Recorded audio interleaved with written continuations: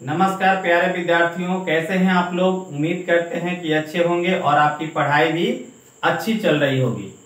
मेरे प्यारे मित्र, आज हम लोग करने जा रहे हैं परसेंटेज के अगले क्वेश्चन के बारे में, जो क्वेश्चन अभी हम लोग नहीं किए हैं। और वो क्वेश्चन है इंक्रीज और डिक्रीज वैल्यू पे बेस्ड। तो देखिए आज ये कैसे हम क्वेश्चन को सॉल्व करते हैं। हाँ, एक बात और ध्यान रखिए, ये वीडियो उन लोगों के लिए नहीं है जो लोग क्वेश्चन को जानते हैं, जिन लोगों का तैयारी बहुत अच्छा हो गया है, वो लोग अपना तैयारी करें। उन लोगों को ये वीडियो देखने की जरूरत नहीं है। ये वीडियो एकदम बिगिनर्स के लिए बनाया जा रहा है, जो अभी सीख रहे हैं, जिनको मैथ्स में काफी दिक्कत होती है।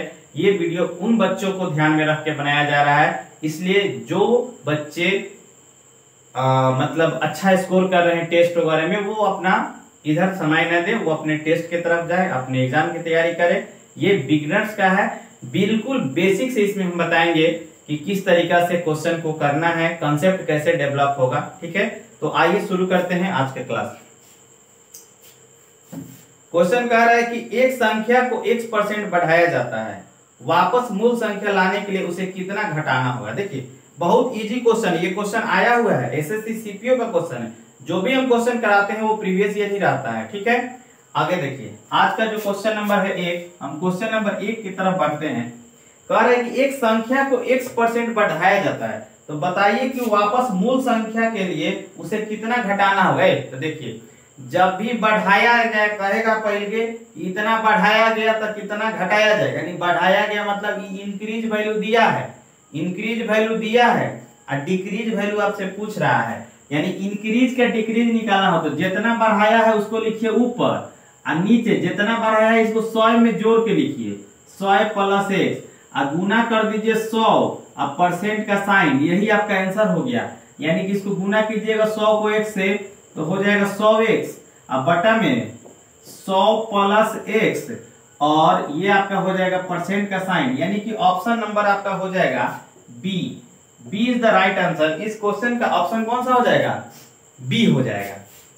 ठीक है, कंसेप्ट क्या है, ट्रिक क्या है, ट्रिक यहाँ पे ट्रिक क्या है, तो इंक्रीज का डिक्रीज वैल्यू निकालना है। तो कितना इंक्रीज किया है, तो जो इंक्रीज करेगा ऊपर, ठीक है, इंक्रीज मतलब सवाल में लिखा रहेगा कि इतना परसेंट बढ़ गया। ठीक है, और नीचे क्या हो जाएगा 100 में जोड़ के 100 plus increase value, increase value है शॉर्टकट में इंक्रीज वैल्यू मतलब x बढ़ेगा तो 100 में x जोड़ के, y बढ़ेगा तो y जोड़ के और गुना 100 और परसेंट का साइन, यही आपका हो गया कंसेप्ट। इसी कंसेप्ट पे ये बेस्ट है क्वेश्चन। मतलब जब भी आपका इंक्रीज का डिक्रीज वैल्यू निकालना हो तो इंक्रीज जितना बढ़ेगा ऊपर, नीचे 100 में जोड़ के गुना 100 परसेंट का साइन।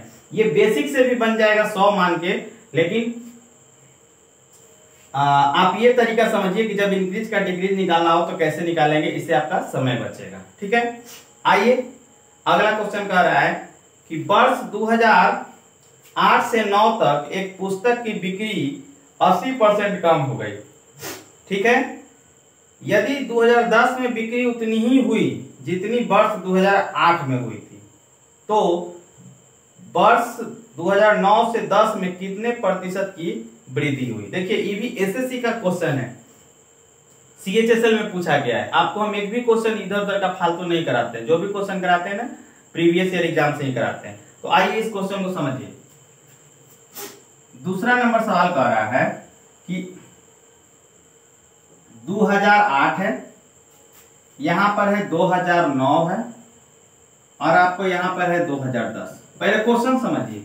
क्वेश्चन नहीं बनने का मेन कारण होता है कि क्वेश्चन ही आपको नहीं समझ में आता है। कह रहे हैं कि वर्ष 2008 से 9 तक एक पुस्तक की बिक्री 80% कम हो गई, यदि 2010 में बिक्री उतनी ही हुई जितनी 2008 में। सुनिए, हम मान लेते हैं कि 2008 में 100 पुस्तक का बिक्री हुआ। कितना पुस्तक का बिक्री हुआ? 100 पुस्तक का। ठीक है, 2008 में 100 पुस्तक का बिक्री हुआ। अब कह रहा है कि 8 से 9 में 80% कम हो गई, यानी यहाँ पे जो पुस्तक का बिक्री हुआ ये 20 हुआ, है ना।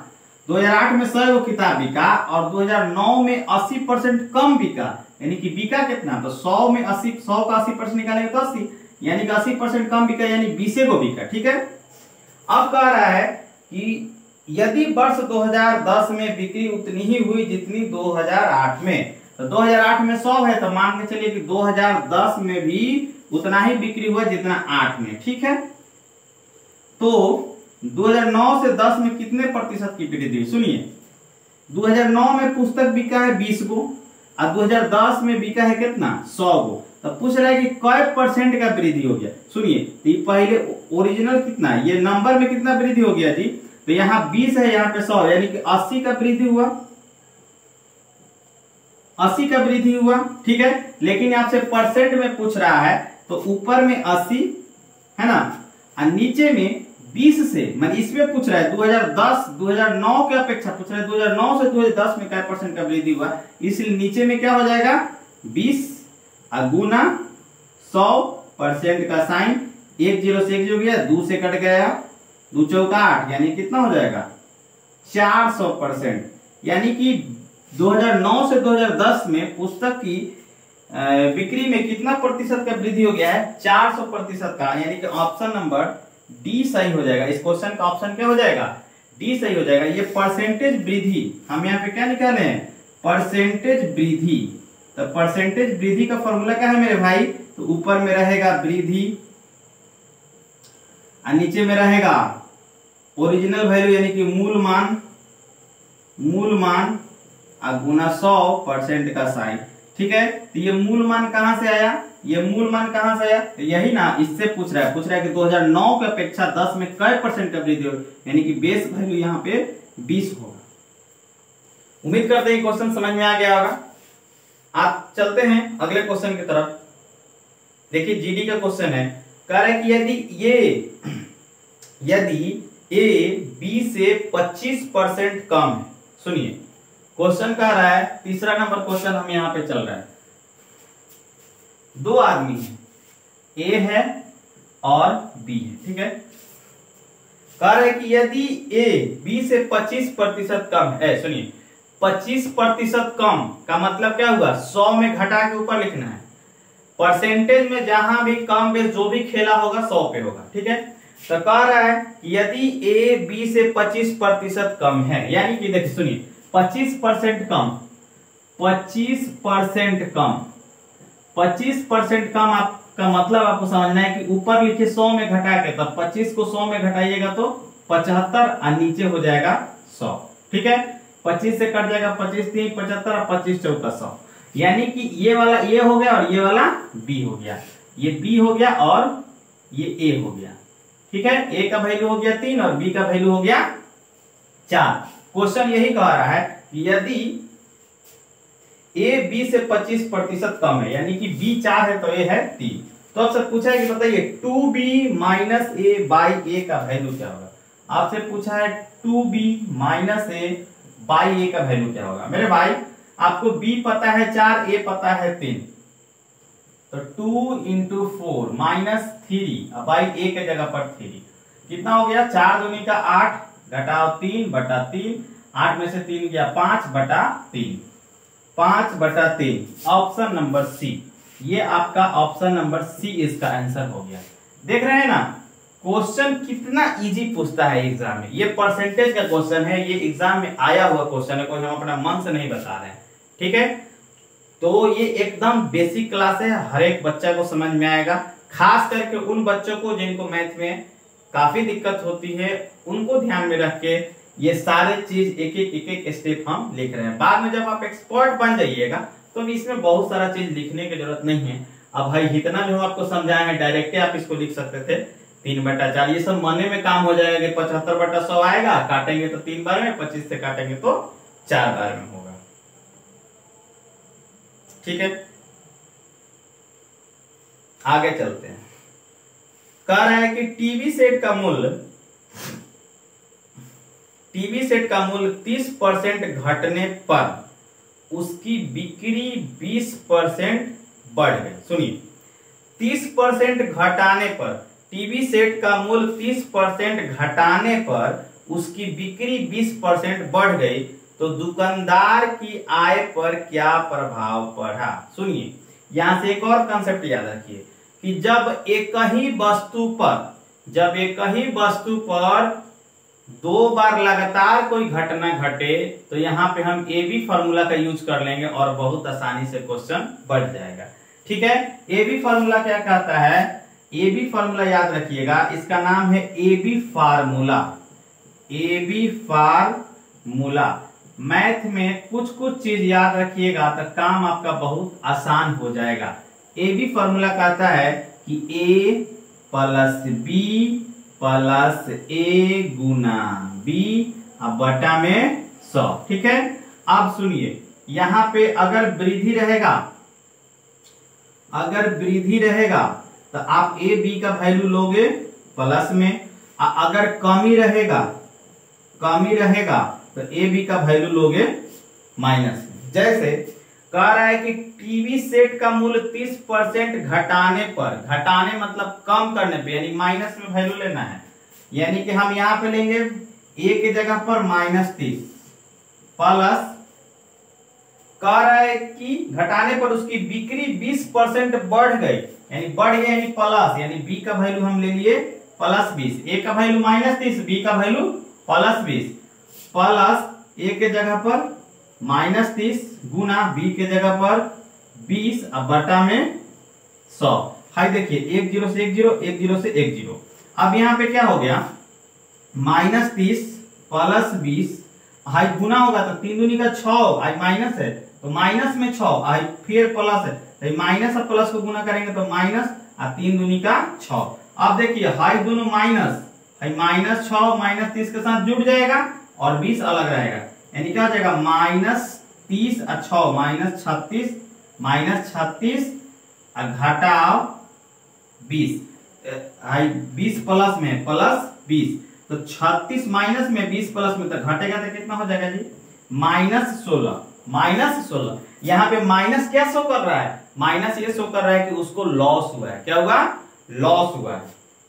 पूछ रहा है ना कि उसको क्या होगा, तो आप ये कहेंगे कि यहाँ पे 16% का उसको ये जो भी आएगा, ये जो वैल्यू आएगा यहाँ पे जो ये देगा आंसर, ये जो देगा ये आंसर देगा परसेंट में, यानी क्या होगा माइनस ये 16% का उसको क्या हुआ, कमी हुआ, यानी घाटा हुआ। 16% का उसको क्या हुआ, घटी हुई, उसको 16% का घाटा लग गया, है ना। पूछ रहा है कि उसकी आय पर क्या प्रभाव पड़ा, तो उसका आय जो है पहले से 16% घट गया। ठीक है, ये एबी फार्मूला का कमाल है। तो आपको बहुत ज्यादा प्रैक्टिस करना होगा। प्रैक्टिस करने के बाद पता चलेगा कि कब हमको एबी फार्मूला लगाना है, कब हमको इंक्रीज डिक्रीज लगाना है। बिना प्रैक्टिस का मैथ नहीं आएगा। तो आपसे मतलब बहुत रिक्वेस्ट है कि जो भी क्वेश्चन हम बता रहे हैं वीडियो देखने के बाद अपने से एक बार जरूर इसी क्वेश्चन को प्रैक्टिस कर लीजिए, ताकि ये कम से कम कंसेप्ट आपको याद हो जाए। ठीक है, तो ऐसे ये इसका एक और तरीका है, उधर से भी बन सकता है, लेकिन जो सबसे इजी वे में आपको समझ में आ जाएगा वो चीज हम आपको बता रहे हैं, है ना। आगे बढ़ते हैं अगला क्वेश्चन की तरफ। 5 नंबर क्वेश्चन की तरफ हम चलते हैं।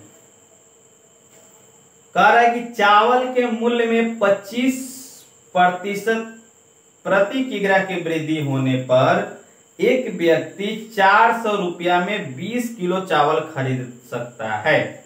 चावल के मूल्य में हुई वृद्धि क्या है, बताइए। देखिए कितना अच्छा क्वेश्चन है। 25 चावल के मूल्य में 25% बढ़ा दिया जा रहा है, 25% का वृद्धि हो जा रहा है। तो कोई आदमी जो है 400 में 20 किलो चावल खरीद रहा है। सुनिए, पहले वो खरीदा है कितना, 20 किलो चावल। सुनिए, वो 20 केजी चावल जो है वो खरीदा है कितना में, तो 400 रुपया में। कितना में खरीदा है, 400 रुपया में।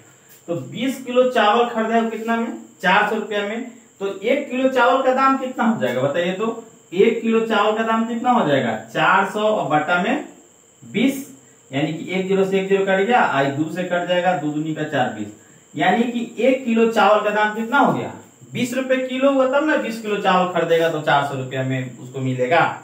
ठीक है, अब कह रहा है कि यदि चावल के मूल्य में 25% की वृद्धि हुआ हो, यानी कि हाई जो वैल्यू है ये 25% बढ़ा हुआ वैल्यू है, ये 25% बढ़ा हुआ वैल्यू है, तो कह रहा है कि बताइए चावल के मूल्य में हुई वृद्धि क्या है। यानी कि पहले चावल कै रुपये होगा, सुनिए, तो हाई जो 20% है, सॉरी हाई जो 20 रुपया जो आया पर किलो चावल, ये 25% बढ़ा हुआ वैल्यू है, ठीक है। तो अब हमको पहले वाला निकालना है, तो पहले वाला निकालना है, तो अब यहाँ पे एक और कंसेप्ट आता है कि देखिए हाई 20 हो गया, हाई 20 अभी बढ़लका है, ये 20 क्या है, ये 20 जो है 25% बढ़ा हुआ है, बढ़ा हुआ मान है, ये बढ़ा हुआ मान है, तो 25% बढ़ा हुआ, यानी कि इसका जब होल वैल्यू ऐसे निकालेंगे तो यहाँ पे 25% कम था तो 100 में घटा के ऊपर लिखे थे, यहाँ पे 25% बढ़ा हुआ है, यानी कि ऊपर में लिखेंगे 125 और नीचे में 100, ठीक है। बढ़ने का मतलब 100 में जोड़ के, घटने का मतलब 100 में घटा के। अब ये बढ़ा हुआ है, ये बाद वाला वैल्यू है, हमको इसके पहले जाना है, तो जब इसको पहले जाना होगा तो हर जो होल वैल्यू है ना इसको उलट के गुना कर देंगे, माने 100 ऊपर 125 नीचे।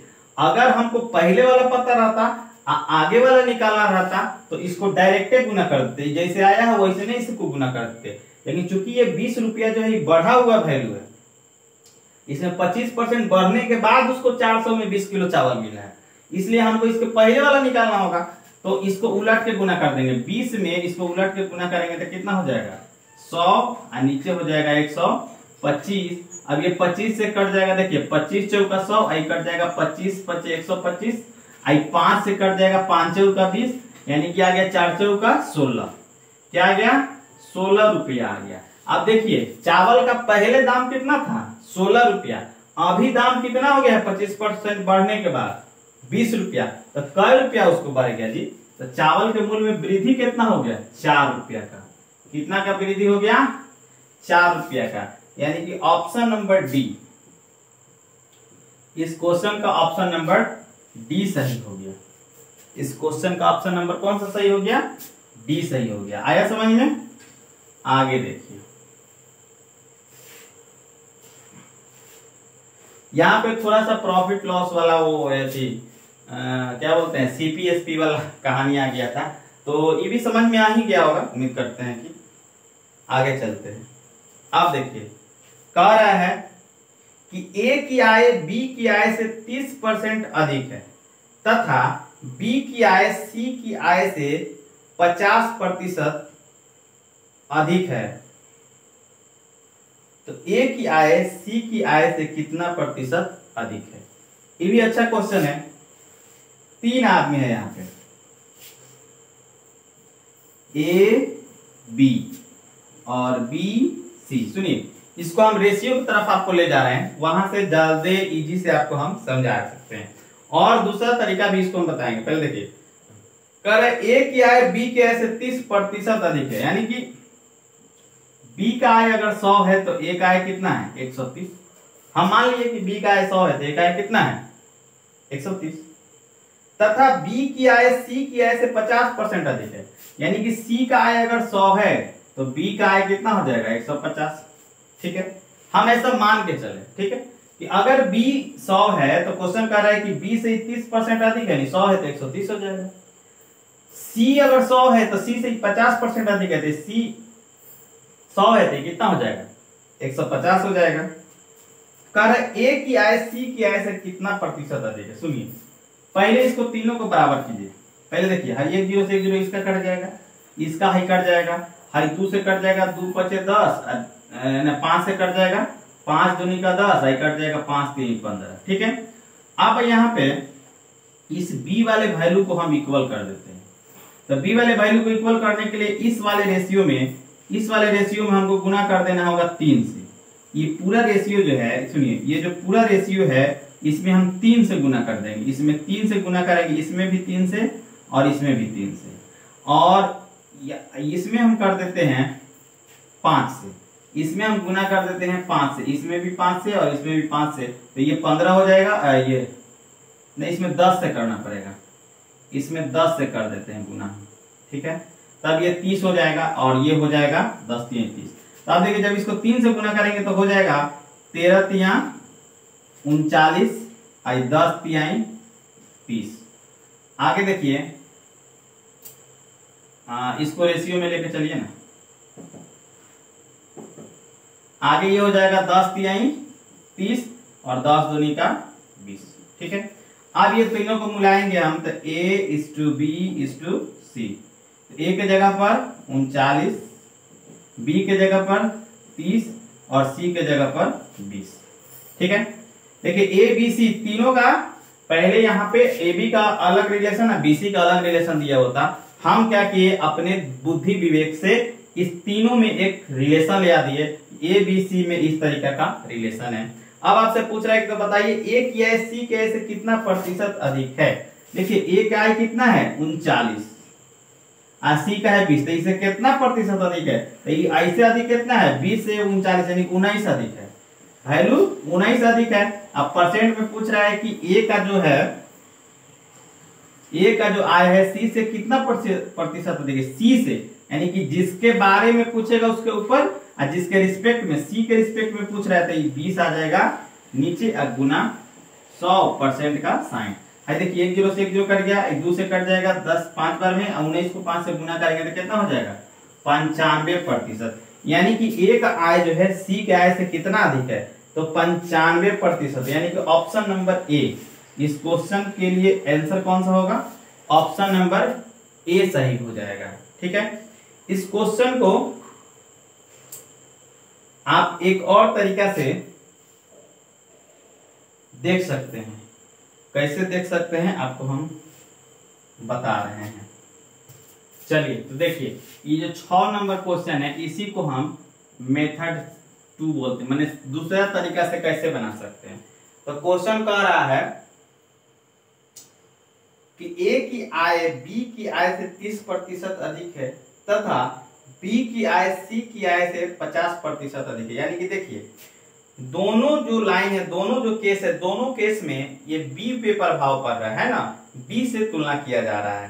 तो जब हम क्या बताएं, अभी यहाँ पे बताए हैं ना कि जब एक ही वस्तु पर दो लगातार घटना घटे, एक ही वस्तु पर लगातार घटना घटे, तो वहां पे हम ए बी फॉर्मूला का यूज कर लेंगे। वृद्धि होगा तो प्लस और कमी होगा तो माइनस। यहाँ पे कह रहा है ए की आय बी की आय से 30% अधिक है, यानी कि अधिक है तो प्लस 30 लेंगे। ठीक है, तथा बी की आय सी की आय से 50% अधिक है, यानी ये भी अधिक है तो इसको प्लस से लेंगे। अब इसको ए बी फॉर्मूला पर सेट कर दीजिए तो क्या हो जाएगा 30 प्लस 50 अब प्लस 30 गुना 50 बटा में 100। ठीक है, चूंकि यहाँ पे दोनों वृद्धि है इसलिए सब प्लस में होगा। 1 0 से 1 0, 1 0 से 1 0, 50 और 30 80 अब प्लस 5 तिहाई 15, यानी 80 या 15 क्या हो जाएगा 95%। क्या हो जाएगा 95%। यानी सी के ए की आय जो है सी की आय से कितना प्रतिशत अधिक है, तो 95% अधिक है। ठीक है, तो ये है ए बी फॉर्मूला का कमाल। अब ए बी फॉर्मूला कब लगाएंगे ये आप प्रैक्टिस कीजिएगा, तभी आपको ज्यादा क्लियर होगा कि कब ए बी फॉर्मूला लगा लेना है और कब ए बी फॉर्मूला नहीं लगाना है। ए बी फॉर्मूला नहीं भी लगाने आता है, अगर आपको कंसेप्ट पता है तो यहां से क्वेश्चन बना लीजिएगा, है ना। कंसेप्ट अगर आपका क्लियर है तभी आपको ट्रिक भी समझ में आएगा और ट्रिक भी काम करेगा। कंसेप्ट क्लियर नहीं है तो अभी बताएंगे तो लगेगा ट्रिक इजी है, लेकिन फिर आप क्या हो जाइएगा, भूल जाइएगा। तो इसलिए बेहतर होगा कि कंसेप्ट के साथ सीखिए। जब एक बार आप सीख जाइएगा, स्पीड पकड़ लीजिएगा, तो फिर जैसे मन वैसे उड़ाते रहिएगा, कोई दिक्कत नहीं है। उम्मीद करते हैं कि आज के क्लास आपको समझ में आया होगा। मिलते हैं हम फिर अगले क्लास में। जय हिंद।